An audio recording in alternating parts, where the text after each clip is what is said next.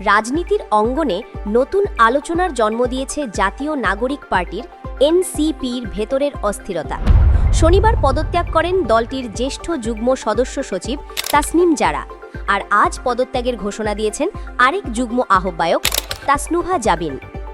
রোববার 28শে ডিসেম্বর নিজের verified Facebook পোস্টে তিনি পদত্যাগের ঘোষণা দেন।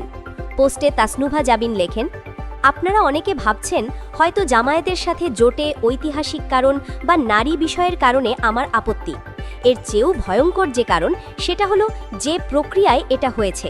এটাকে রাজনৈতিক কৌশল, নির্বাচনী জোট ইত্যাদি লেবেল দেয়া হচ্ছে। আমি বলবো এটা পরিকল্পিত, এটাকে সাজিয়ে এ পর্যন্ত আনা হয়েছে। এনসিপির যুগ্ম আহ্বায়ক বলেন, এটা আদর্শের চেয়েও অনেক বড়, সেটা হলো বিশ্বাস। মাত্র কিছুদিন আগে সমারোহে সারা দেশ থেকে মনোনয়ন সংগ্রহের ডাক দিয়ে 125 জনকে মনোনয়ন দিয়ে 30 জনের জন্য সিট সমঝোতা করে বাকিদের নির্বাচন করতে দেয়া হবে না, এই সিদ্ধান্তে সিল মোহর বসানো হয়েছে। বিষয়টা ঠেলতে ঠেলতে একদম শেষ অবধি এনেছে যাতে কেউ স্বতন্ত্র নির্বাচনও করতে না পারে। আগামীকাল মনোনয়ন জমা দেওয়ার শেষ তারিখ। আমার অবশ্য এই মুহূর্তে স্বতন্ত্র নির্বাচন করার ইচ্ছা নাই, পুরো অগোছালো করে চোখের পলকে ডিজোন করে দিয়েছে। তিনি আরও লিখেছেন, বিভিন্ন পত্রিকায় নানান খবর প্রকাশিত হচ্ছে আমি মনোনয়ন হারানোর ভয়ে জোটের বিরোধিতা করছি। আমি কিছুদিন আগেও লিখেওছিলাম আমার আসনে নেগোসিয়েশন হলে আমি নির্বাচন করব না, যত কঠিন প্রতিপক্ষ হোক আমি ফাইট দেব। দিল না।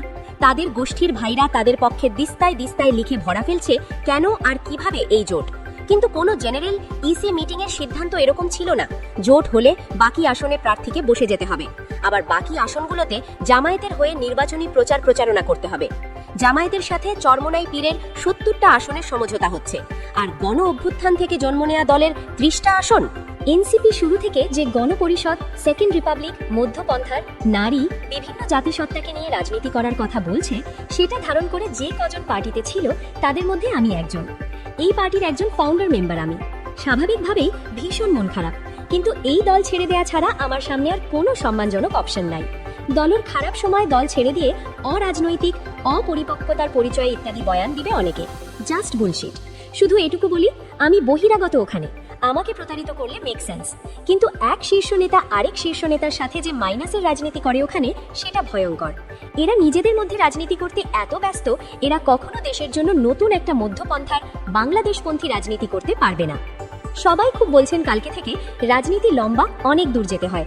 একদম ঠিক, কিন্তু সেই নীতি এনসিপির নিজেরই নাই। নেতারা বিতর্কের পর বিতর্ক জন্ম দিয়ে সেটাকে বিপ্লব নাম দিয়েছে, আর আমাদের মতো যারা আসলেই এনসিপির নীতি ধারণ করেছি তাদের আবেগী লেবেল দেয়া হয়েছে।